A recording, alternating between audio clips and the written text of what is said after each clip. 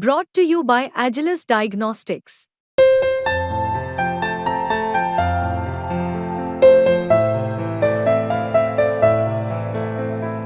Agilus Diagnostics.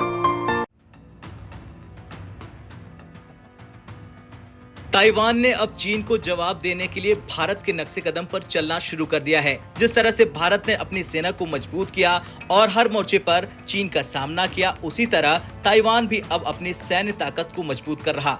Bharat और Taiwan के बीच हाल के दिनों में कुछ अहम बातचीत हुई, मीटिंगें हुई, जिसने ताइवान को और अधिक आत्मविश्वास से भर दिया। भारत की मदद और उसकी रणनीतियों से प्रेरित होकर ताइवान ने चीन को सैन्य और कूटनीतिक मोर्चे पर चुनौती दी है।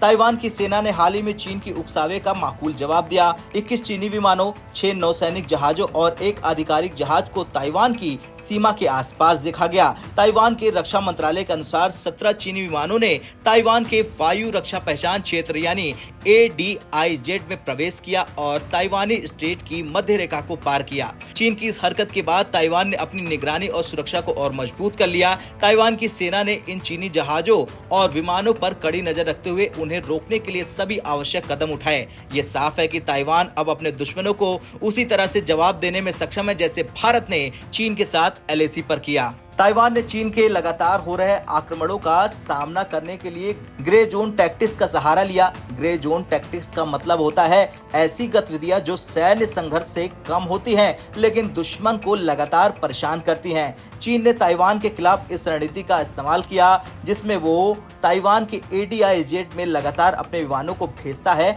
और समुद्री इलाकों में उकसावे की गतिविधियों को अंजाम देता रहता है।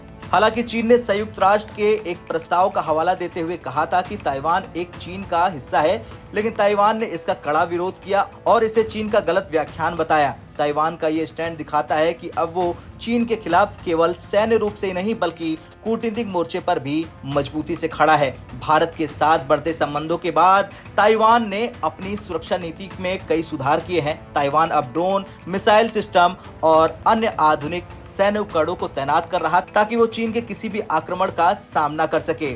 ताइवान ने यह सुनिश्चित किया कि उसके सैनिक चीन की हर गतिविधियों पर निगरानी रख सके और समय रहते जवाबी कार्रवाई कर सके। वैसे अब ये कहना गलत नहीं होगा कि ताइवान अब चीन के खिलाफ केवल एक पीड़ित देश नहीं बल्कि एक मजबूत और सशक्त देश बनकर सामने उभरा है। भारत की तरह ही ताइवान ने भी अपनी सीमाओं की सुरक्षा को सर्वोपरि माना और अब वो चीन को हर मोर्चे पर जवाब देने के लिए तैयार है। ताइवान ने दिखा दिया कि वो किसी भी प्रकार के उकसावे का सामना कर सकता है और अपनी स्वतंत्रता की रक्षा बखूबी कर सकता है। खैर, भारत के साथ बढ़ते संबंधों और उसकी प्रेरणा से ताइवान ने यह साबित कर दिया कि वो एक स्वतंत्र और मजबूत देश है। अब वो चीन के खिलाफ केवल कूटनीतिक ही नहीं बल्कि सैन्य मोर्चे पर भी मजबूती के साथ खड़ा है। आपका क्या कुछ कहना है भारत और ताइवान के संबंधों को लेकर? कमेंट कर जरूर बताएं। ब्यूरो रिपोर्ट, भारत तक।